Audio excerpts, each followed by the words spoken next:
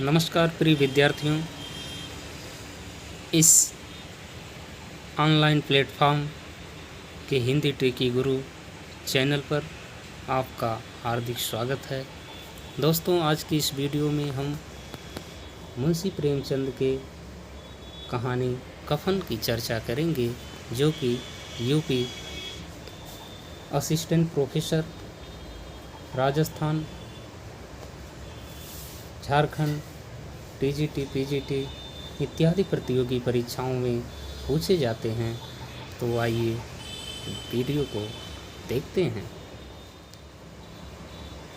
झोपड़ी के द्वार पर बाप और बेटा दोनों एक बुझे हुए अलाव के सामने चुपचाप बैठे हुए हैं और अंदर बेटे की जवान बेबी बुधिया प्रसव पीड़ा से पछाड़ खा रही थी। रह रहकर उसके मुंह से ऐसी दिल हिला देने वाली आवाज़ निकलती थी कि दोनों कलेजा थाम लेते थे। जाड़ों की रात थी, प्रकृति सन्नाटे में डूबी हुई, सारा गांव अंधकार में लय था। घीसू ने कहा, मालूम होता है बचेगी नहीं, सारा दिन दौड़ते ही गया, जा देख तो आ। माधव चिढ़कर बोला, मरना ही है तो जल्दी मर क्यों नहीं जाती, देख कर क्या करूं। तू बड़ा बेदर्द है बे, साल भर जिसके साथ सुख और चैन से रहा, उसी के साथ इतनी बेवफाई। तो तुझे तो उसका तड़पना और हाथ पांव पटकना नहीं देखा जाता। चमारों का कुनबा था, सारे गांव में बदनाम। घीसू एक दिन काम करता तो 3 दिन आराम। माधव इतना कामचोर था कि आधे घंटे काम करता तो घंटे भर चिलम पीता। इसलिए उन्हें कहीं मजदूरी नहीं मिलती थी। घर में मुट्ठी भर भी अनाज मौजूद हो तो उनके लिए काम करने की कसम थी। जब 2-4 फांके हो जाते, घीसू पेड़ पर चढ़कर लकड़ियां तोड़ लाता और माधव बाजार में बेच आता। और जब तक भी पैसे रहते, दोनों इधर उधर मारे मारे फिरते। जब फांके की नौबत आ जाती तो फिर लकड़ियां तोड़ते या मजदूरी तलाश करते। गांव में काम की कमी नहीं थी। किसान का गांव था, मेहनती आदमी के लिए 50 काम थे। मगर इन दोनों को लोग उसी वक्त बुलाते जब 2 आदमियों से एक का काम पाकर भी संतोष करने के लिए सिवाय और कोई चारा न होता। विचित्र जीवन था इनका। घर में मिट्टी के 2-4 बर्तनों के सिवाय कोई संपत्ति नहीं। फटे चीथड़ों से अपनी नग्नता को ढके हुए जिए जाते थे। संसार की चिंताओं से मुक्त, कर्ज से लदे हुए, गालियां भी खाते, मार भी खाते, मगर कोई भी गम नहीं। दिन इतने की वसूली की आशा न रहने पर भी लोग उन्हें कुछ न कुछ कर दे देते थे। मटर आलू की फसल में दूसरों के खेतों से मटर या आलू उखाड़ लाते और भून भान कर खा लेते, या 10-5 ऊस उखाड़ कर लाते और रात को चूसते। घीसू ने आकाश वृत्ति से 8 साल की उम्र काट दी। माधव भी सपूत बेटे की तरह बाप ही के पदचिन्हों पर चल रहा था, बल्कि उसका नाम और भी उजागर कर रहा था। इस वक्त भी दोनों अलाव के सामने बैठकर आलू भून रहे थे, जो कि किसी के खेत से खोद लाए थे। घीसू की स्त्री का तो बहुत दिन हुए देहांत हो गया था। माधव का ब्याह पिछले साल हुआ था। जब से यह औरत आई थी, उसने इस खानदान में व्यवस्था की नींव डाली थी। पिसाई करके या घास छीलकर वह सेर भर आटे का इंतजाम कर लेती थी और इन दोनों बेगैरतों का 2 जग भरती रहती थी। जब से वह आई थी, ये दोनों और भी आलसी और आराम तलब हो गए थे, बल्कि कुछ अकड़ने भी लगे थे। कोई कार्य करने को बुलाता तो ये दोनों भी निर्ब्याज भाव से दोगुनी मजदूरी मांगते। वही औरत आज प्रसव पीड़ा से मर रही थी और ये दोनों शायद इसी इंतजार में थे कि वह मर जाए तो आराम से सोएं। घीसू ने आलू निकालकर छीलते हुए कहा, जाकर देख तो क्या दशा है उसकी। चुड़ैल का फिसाद होगा और क्या। यहाँ तो ओझा भी 1 रुपया मांगता है। माधव को भय था कि वह कोठरी में गया तो घीसू आलूओं का बड़ा भाग साफ कर देगा। बोला, मुझे वहाँ जाते डर लगता है। डर किस बात का है, मैं तो यहाँ हूँ ही। तो तुम ही जाकर देखो ना। मेरी औरत जब मरी थी तो मैं 3 दिन तक उसके पास से हिला तक नहीं था, और मुझसे लजाएगी कि नहीं। जिसका कभी मुंह नहीं देखा, आज उसका उखड़ा हुआ बदन देखूं, उसे तन की सुध भी तो न होगी। मुझे देख लेगी तो खुलकर हाथ पांव भी न पटक सकेगी। मैं सोचता हूँ कोई बाल बच्चा हो गया तो क्या होगा।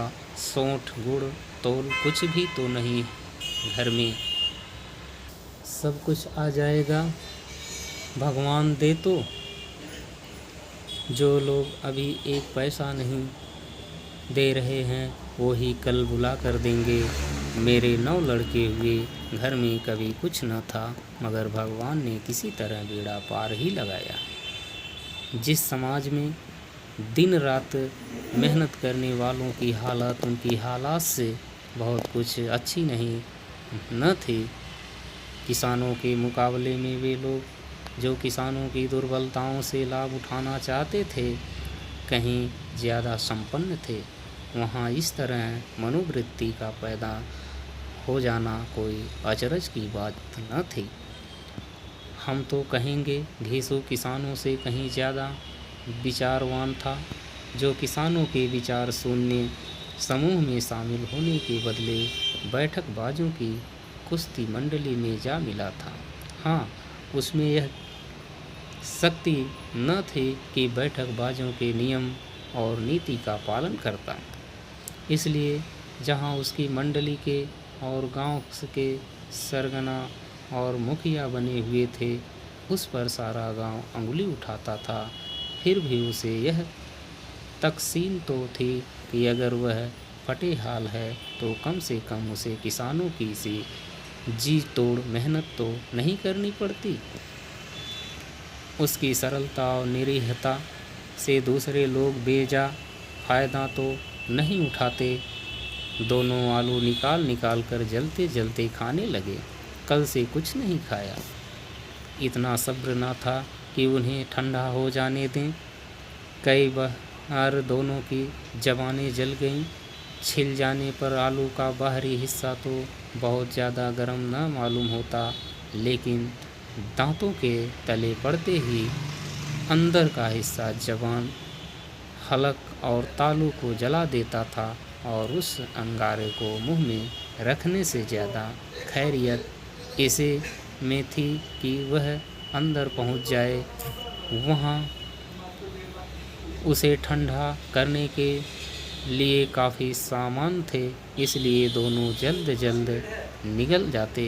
हालांकि इस कोशिश में उनकी आंखों से आंसू निकल आते। घीसू को उस वक्त ठाकुर की बारात याद आई जिसमें 20 साल पहले वह गया था। उस दावत में उसे जो तृप्ति मिली थी वह उसके जीवन में एक याद रखने लायक बात थी, और आज भी उसकी याद ताज़ा हो थी। बोला, वह भोज नहीं भूलता। तब से फिर उस तरह का खाना और भरपेट नहीं मिला। लड़की वालों ने सबको भरपेट पूरियां खिलाई थी। सबको, छोटे बड़े सब ने पूरियां खाईं, और असली घी की चटनी, रायता, 3 तरह के सूखे साग, एक रसेदार तरकारी, दही, मिठाई अब क्या बताऊं कि इस भोज में क्या स्वाद मिला। कोई रोक टोक नहीं थी, जो चीज़ मांगो और जितना चाहो खाओ। लोगों ने ऐसा खाया, किसी से पानी न पिया गया। मगर परोसने वाले हैं कि पत्तल में गरम गरम गोल गोल सुवासित कचौड़ियाँ डाल देते। मना करते हैं कि नहीं चाहिए। पत्तल पर हाथ रोके हुए हैं, मगर वे हैं कि दिए जाते। और जब मुंह धो लिया तो पान इलायची भी मिली, मगर मुझे पान लेने की कहाँ सुध थी। खड़ा ना हुआ जाता था, चटपट जाकर अपने कंबल पर लेट गया। ऐसा दिल दरिया था वह ठाकुर।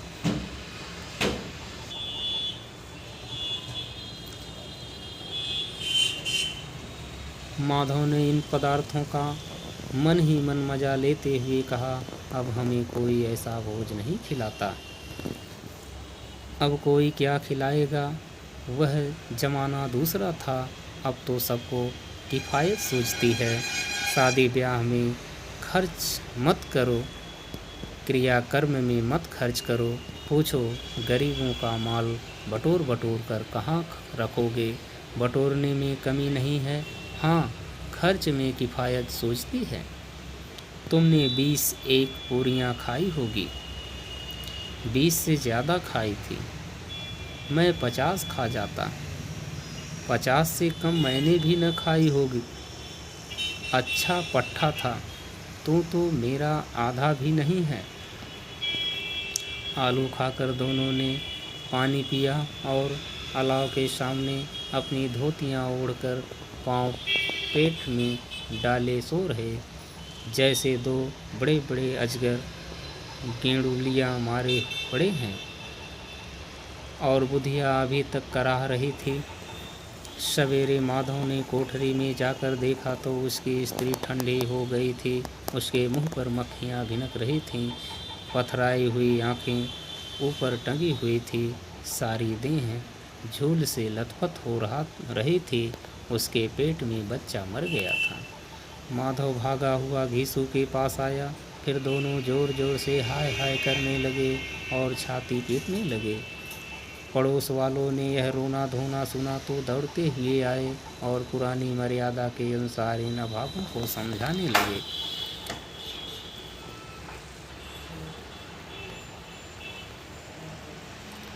मगर ज़्यादा रोने पीटने का अवसर न था।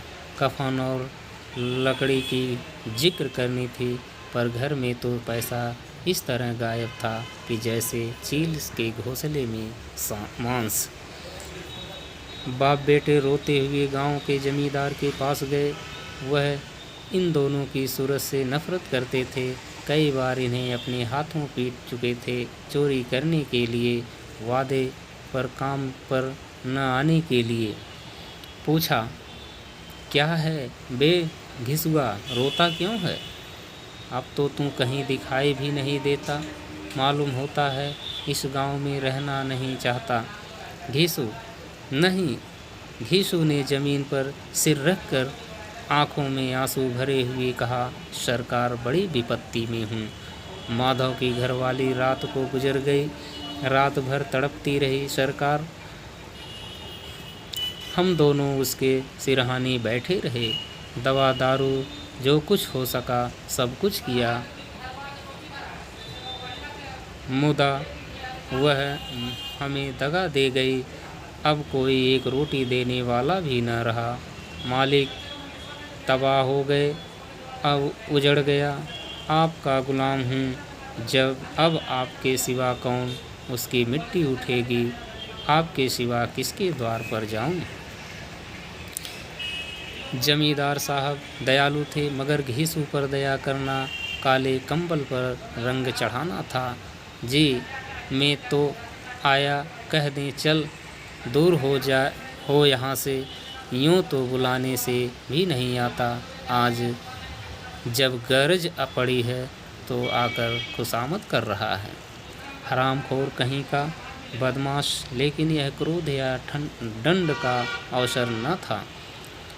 जी में कुड़ते हुए तो 2 रुपए निकाल कर फेंक दिए, मगर सांत्वना का एक शब्द भी मुंह से न निकाला। उसकी तरफ ताका भी नहीं, जैसे सिर का बोझ उतारा हो। जब जमींदार साहब ने 2 रुपए दिए तो गांव के बनिए महाजनों को इनकार का साहस कैसे होता।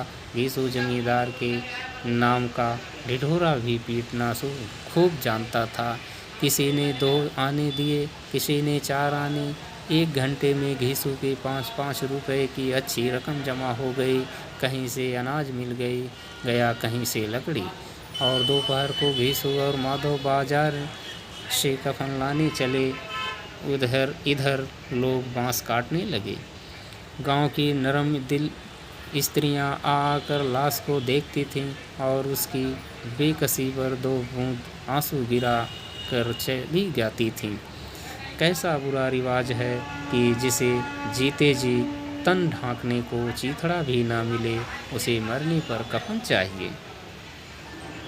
कफन लाश के साथ जल ही तो जाता है, और क्या रखा रहता है। यहीं 5 रुपए पहले मिलते तो कुछ दवा दारू कर लेते। दोनों एक दूसरे के मन की बात ताड़ रहे थे। बाजार में इधर उधर घूमते रहे। कहीं इस बजाज की दुकान पर गए, कहीं उसकी दुकान पर। तरह तरह के कपड़े, रेशमी और सूती देखे, मगर कुछ जचा नहीं। यहाँ तक कि शाम हो गई। तब दोनों न जाने किस दैवी प्रेरणा से एक मधुशाला के सामने जा पहुँचे और जैसे किसी पूर्व निश्चित योजन से अंदर चले गए। वहाँ जरा देर तक दोनों असमंजस में खड़े रहे। फिर घीसू ने गद्दी के सामने जाकर कहा, साहू जी, 1 बोतल हमें भी देना। इसके बाद कुछ चिखौना आया, तली हुई मछलियाँ आई और दोनों बरामदे में बैठकर शांतिपूर्वक पीने लगे। कई कुज्जियाँ ताबड़तोड़ पीने के बाद दोनों सरूर में आ गए। घीसू बोला, कफन लगाने से क्या मिलता है, आखिर जल ही तो जाता, कुछ बहू के साथ तो न जाता। माधव आसमान की तरफ देखकर बोला, मानो देवताओं को अपनी निष्पापता का साक्षी बना रहा हूँ। वो दुनिया का दस्तूर है, नहीं लोग बामनों को हजारों रुपए क्यों दे देते हैं। कौन देखता है परलोक में मिलता है या नहीं। बड़े आदमियों के पास धन है, चाहे फूंके, हमारे पास फूंकने को क्या है। लेकिन लोगों को जवाब क्या दोगे। लोग पूछेंगे नहीं, कफन कहाँ है। घीसू हंसा, अबे कह देंगे कि रुपए कमर से खिसक गए, बहुत ढूंढा मिले नहीं। लोगों को विश्वास तो न आएगा, लेकिन फिर वही रुपए देंगे। माधव भी हंसा। इस अनपेक्षित सौभाग्य पर बोला, बड़ी अच्छी थी बेचारी, मरी तो भी खूब खिला पिला कर। अभी बोतल से ज़्यादा उड़ गई। घीसू ने 2 सेर पूरियाँ मंगाई, चटनी, अचार, कलेजियाँ। शराब खाने के सामने ही दुकान थी। माधव लपक कर 2 पत्तलों में सारा सामान ले आया। पूरा 1.5 रुपया और खर्च हो गया, सिर्फ थोड़े से पैसे बच रहे। दोनों इस वक्त शान से बैठे हुए पूरियाँ खा रहे थे, जैसे जंगल में कोई शेर अपना शिकार उड़ा रहा हो। न जवाबदेही का खौफ था, न बदनामी की जिक्र। इन भावनाओं को उन्होंने बहुत पहले ही जीत लिया था। घीसू दार्शनिक भाव से बोला, हमारी आत्मा प्रसन्न हो रही है तो क्या उसे पुण्य न होगा। माधव ने श्रद्धा से सिर हिल झुकाकर तस्दीक की, जरूर से जरूर होगा। भगवान तुम अंतर्यामी हो, उसे बैकुंठ ले जाना। हम दोनों हृदय से आशीर्वाद दे रहे हैं। आज जो भोजन मिला वह कभी उम्र भर न मिला था। एक क्षण के बाद माधव के मन में एक शंका जागी। भोला, क्यों दादा, हम लोग भी तो एक दिन एक न दिन वहाँ जाएंगे। घीसू ने इस भोले भाले सवाल का उत्तर न दिया, पर परलोक की बातें सोचकर इस आनंद में बाधा न डालना चाहता था। जो वहाँ वह हम लोगों से पूछे कि तुमने कफन क्यों नहीं दिया तो क्या कहेंगे? कहेंगे तुम्हारा सिर। पूछेगी तो ज़रूर, तू जानता है कि उसे कफन न मिलेगा तो मुझे ऐसा गधा समझता है। 60 साल क्या दुनिया में घास खोदता रहा हूँ, उसको कफन मिलेगा और इससे बहुत अच्छा मिलेगा। माधव को विश्वास न आया, बोला कौन देगा? रुपए तो तुमने चट कर दिए, वह तो मुझसे पूछेगी। उसकी मांग में सिंदूर तो मैंने ही डाला था। घीसू गर्म होकर बोला, मैं कहता हूँ उसे कफन मिलेगा तो मानता क्यों नहीं? कौन देगा बताते क्यों नहीं? वही लोग देंगे जिन्होंने इस बार दिया। हाँ, अब की रुपए हमारे हाथ ना आएंगे। ज्यों-ज्यों अंधेरा बढ़ता था और सितारों की चमक तेज होती थी, मसाला की रौनक भी बढ़ती जाती थी। कोई गाता था, कोई डींग मारता था, कोई अपने संगी के गले लिपट जाता था, कोई अपने दोस्त के बीच मुंह में से कुल्हड़ लगाए देता था। वहाँ के वातावरण में सरूर था, हवा में नशा। कितने तो यहाँ आकर एक चुल्लू में मस्त हो जाते। शराब के से ज़्यादा वहाँ की हवा उन पर नशा करती थी, जीवन की बाधाएं खींच लाती थी और कुछ देर के लिए वे भूल जाते थे कि वे जीते हैं या मरते हैं, या न जीते हैं न मरते हैं। और ये दोनों बाप बेटा अब भी मज़े लेकर चुस्कियाँ ले रहे थे। इसकी निगाहें इनकी ओर जमी हुई थी। दोनों कितने भाग्य के बली हैं। पूरी बोतल बीच में है। भरपेट खाकर माधव ने बची हुई पूरियां पत्तल उठाकर एक भिखारी को दे दिया, जो खड़ा इनकी ओर भूखी आँखों से देख रहा था। और देने के गौरव, आनंद और उल्लास का उसने अपने जीवन में पहले बार अनुभव किया। घीसू ने कहा, ले जा, खूब खा और आशीर्वाद दे। जिसकी कमाई है वह तो मर गई, पर तेरा आशीर्वाद उसे जरूर पहुँचेगा। रोए रोए से आशीर्वाद दे, बड़ी गाढ़ी कमाई के पैसे हैं। माधव ने फिर आसमान की तरफ देखकर कहा, वह बैकुंठ में जाएगी दादा, वह बैकुंठ की रानी बनेगी। घीसू खड़ा हो गया और जैसे उल्लास की लहरों में तैरता हुआ बोला, हाँ बेटा, बैकुंठ में जाएगी। किसी को सताया नहीं, किसी को दबाया नहीं। मरते मरते हमारी ज़िंदगी को सबसे बड़ी लालसा पूरी कर गई। वह न बैकुंठ में जाएगी तो क्या मोटे मोटे लोग जाएंगे, जो गरीबों को दोनों हाथों से लूटते हैं और अपने पाप को धोने के लिए गंगा में नहाते हैं और मंदिरों में जल चढ़ाते हैं। श्रद्धालुता का यह रंग तुरंत ही बदल गया। अस्थिरता नशे की खासियत है। दुख और निराशा का दौर हुआ। माधव बोला, मगर दादा, बेचारी ने जिंदगी में बड़ा दुख भोगा, कितना दुख झेल कर मरी। वह आंखों पर हाथ रख कर रोने लगा, चीखे मार मार कर। घीसू ने समझाया, क्यों रोता है बेटा, खुश हो कि वह माया जाल से मुक्त हो गई, जंजाल से छूट गई। वह बड़ी भाग्यवान थी जो इतनी जल्द माया मोह के बंधन तोड़ दिए। और दोनों खड़े होकर गाने लगे, ठगनी क्यों नैया झमकावे ठगनी, ठगनी क्यों नैया झमकावे ठगनी। पियक्कड़ों की आंखें इनकी ओर लगी हुई थी और ये दोनों अपने दिल में मस्त गाते जाते थे। फिर दोनों नाचने लगे, उछलने भी, कूदे भी, गिरे भी, मटके भी, भाव भी बनाए, अभिनय भी किए और आखिर नशे से बदमस्त होकर वहीं गिर पड़े। धन्यवाद।